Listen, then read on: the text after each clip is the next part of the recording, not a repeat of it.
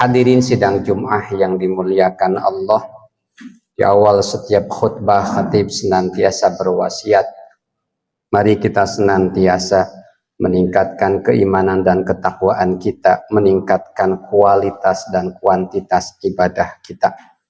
Bayangkan suatu saat kelak ketika kita sudah hidup di alam akhirat, yang mudahan insya Allah kita semua ahli syurga. Jadi syurganya Allah. Mungkin kita suatu saat akan banyak mengenang kehidupan kita di dunia yang teramat sangat sebentar. Mengenang ketika kita melakukan perbuatan baik ataupun menyesal karena kita melakukan perbuatan jahat. Dan kenangan yang paling indah yang sangat ingin diulangi lagi oleh mereka yang sudah tiada di antaranya, sujud kepada Allah. Dan saat ini kita sedang melaksanakan perintah Allah, sholat Jumat, sholat sunnah qobliyah Jumat, sholat sunnah tahiyyatul masjid, sholat sunnah ba'diyah Jumat, yang isinya kita isi dengan banyak sujud kepada Allah. Mudah-mudahan momen Jumat hari ini, pada tanggal ini, menjadi kenangan indah kita yang akan kita kenang ketika kelak kita sudah tiada dan kembali kepadanya. Hadirin yang dimuliakan Allah, topik khutbah singkat saat ini hari ini adalah tentang istighfar dan taubat. Ada sebuah kisah. Pernah Imam Hasan Al-Basri didatangi oleh beberapa orang yang mengadukan permasalahannya. Orang yang pertama datang kepada sang Imam Hasan Al-Basri itu generasinya tabi'in. Jadi beliau tidak bertemu Rasulullah tetapi bertemu dengan para sahabat Nabi. Orang yang pertama datang mengadukan musim paceklik yang membuat dia kekurangan harta, yang membuat dia kekurangan sumber daya untuk mengembangkan usahanya.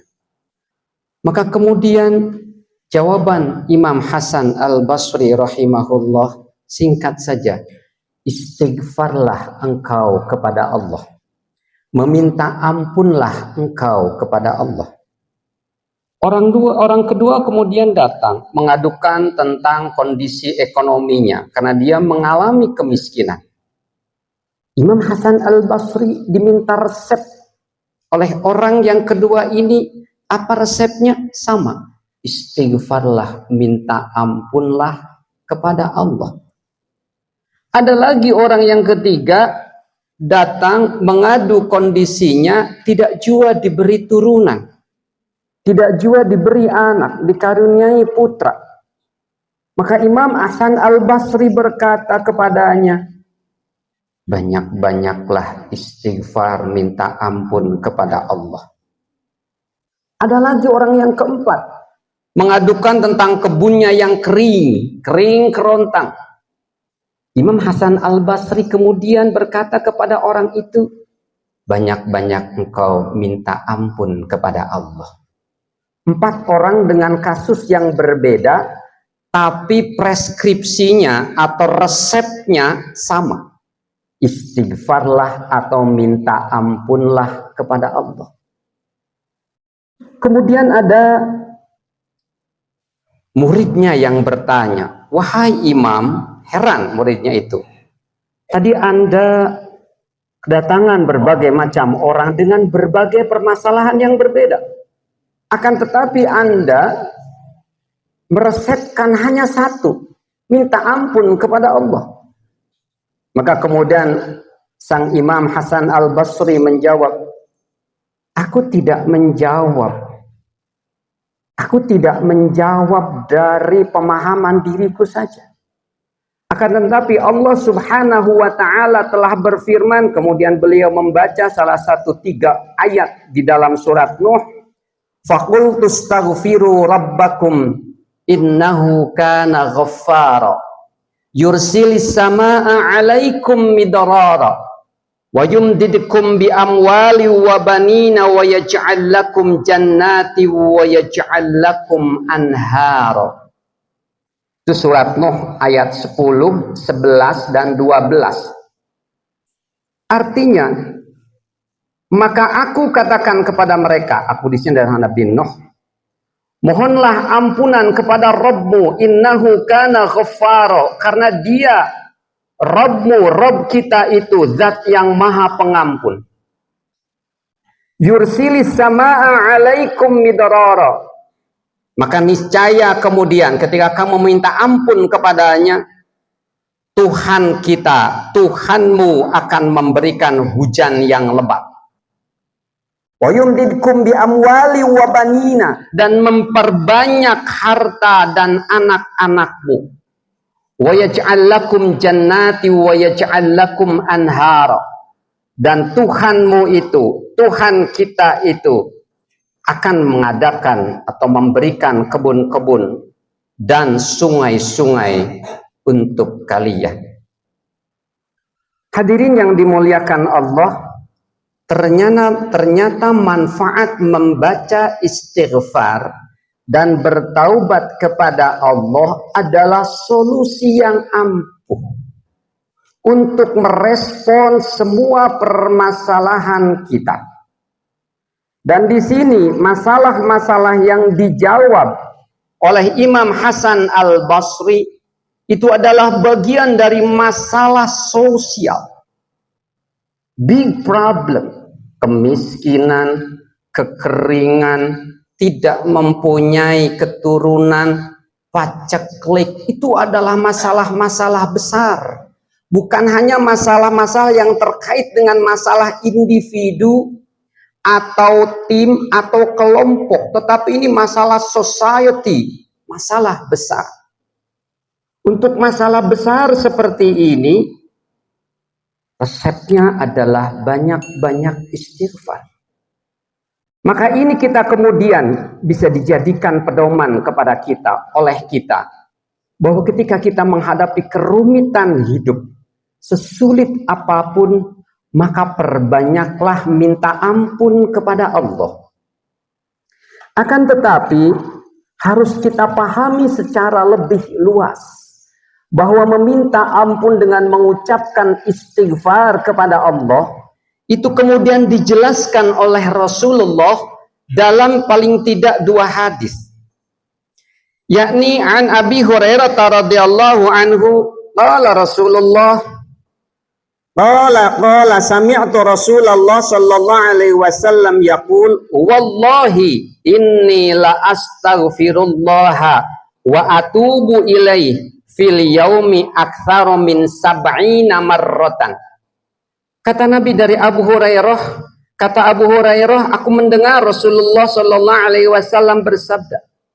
Kata Rasulullah, demi Allah, Rasulullah bersumpah, berarti betul-betul Rasulullah melakukannya. Aku sungguh-sungguh beristighfar, minta ampun kepada Allah dan bertaubat kepada Allah setiap harinya lebih dari 70 kali. Lebih dari 70 kali. Dan apa yang dilakukan Rasulullah? Istighfar dan taubat. Tidak hanya istighfar dengan mengucapkan astagfirullah, astagfirullah, astagfirullah. Tidak. Istighfar plus bertaubat. Artinya ketika beliau beristighfar, dalam istighfarnya itu beliau bertaubat. Taubat itu dari kata taba yatubu taubatan, artinya kembali. Jadi taubat kepada Allah, hatinya ini kembali kepadanya. Fisiknya, pikirannya kembali kepadanya. Kembali ingat kepadanya. Kemudian fisiknya, badannya, gerakannya, actionnya, itu juga kembali kepadanya. Artinya taubat itu tidak hanya melalui ucapan, akan tetapi tindakan pun harus menunjukkan bahwa dia bertaubat. Tidak bisa misalnya kita katakan bertobat istighfar, tapi kemudian na'udzubillah sambil kita tetap berzina.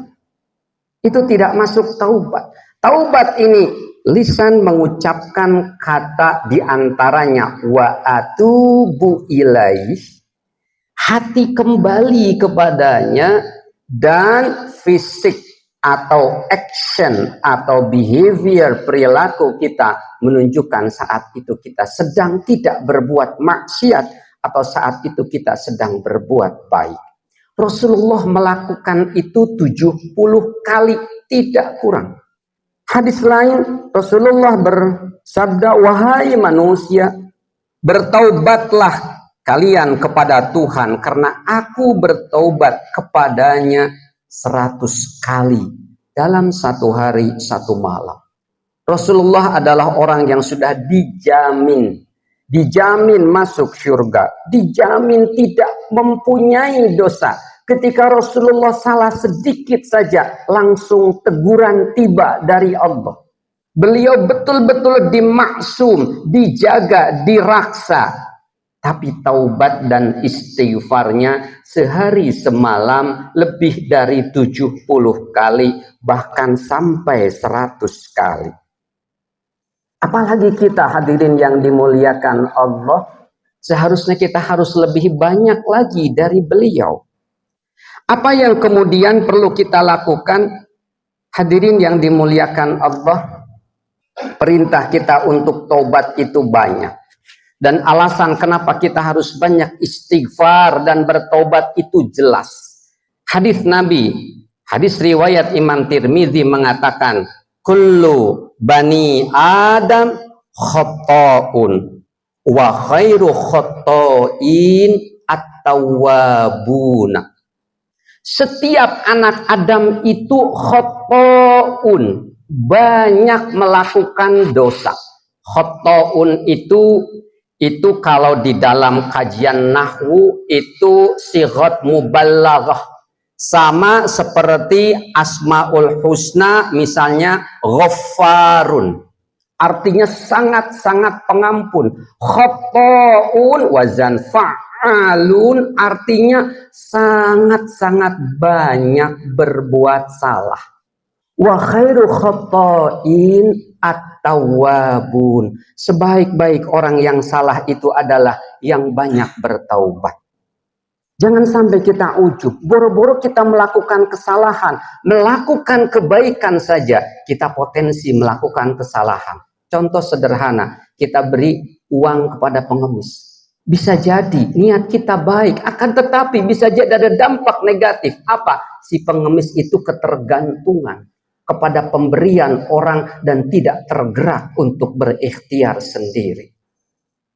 Seorang perempuan menyapa temannya, bisa jadi niat dia baik, tapi bisa jadi temannya itu mempersepsikan negatif. Bisa jadi perbuatan baik saja masih ada potensi kesalahannya, apalagi perbuatan buruk. Artinya ketika kita berbuat baik, kita tetap tawadhu kepada Allah. Kita berbuat baik, mungkin di sana ada potensi salah. Ketika kita berbuat salah, kita akui kesalahan dan segera istighfar dan bertaubat. Bagaimana caranya? Simple saja para bapak hadirin yang dimuliakan Allah. Perbanyak di situasi apapun. Tidak harus kita setelah sholat baca istighfar, astagfirullah, astagfirullah wa atubu ilaih. Tidak harus. Anda sedang nyetir mobil, Anda sedang nyetir motor, Anda sedang duduk, Anda sedang apapun, bisa dilakukan istighfar itu. Minimal kita mengucapkan astagfirullah wa atubu ilaih. Astagfirullah ya Allah, aku mohon ampun kepadamu dan aku kembali taubat kepadamu. Silahkan laksanakan resep ini, insya Allah hidup akan terasa nikmat dan mudah. Kesulitan akan mudah kita handle, kita tangani dan kita dapatkan solusinya. Silahkan dipraktekkan, yakinlah kepada qaul ulama, qaul Rasulullah dan juga janji-janji Allah. Asalkan kita yakin ketika kita mengucapkan istighfar dan bertaubat, hati kita nyambung kepada Allah, lisan kita mengucapkan istighfar dan taubat, dan fisik kita, perilaku kita tidak sedang melakukan perbuatan dosa. Insya Allah solusi akan berdatangan, silih berganti menjadi jawaban terhadap permasalahan kita. Barakallahu li wa lakum fil Qur'anil Karim wa nafa'ani wa iyyakum bima fihi minal ayati wadh-dzikril hakim. wa taqabbalallahu minni wa minkum tilawatahu innahu huwas sami'ul alim wa qur rabbighfir warham wa anta khairur rahimin.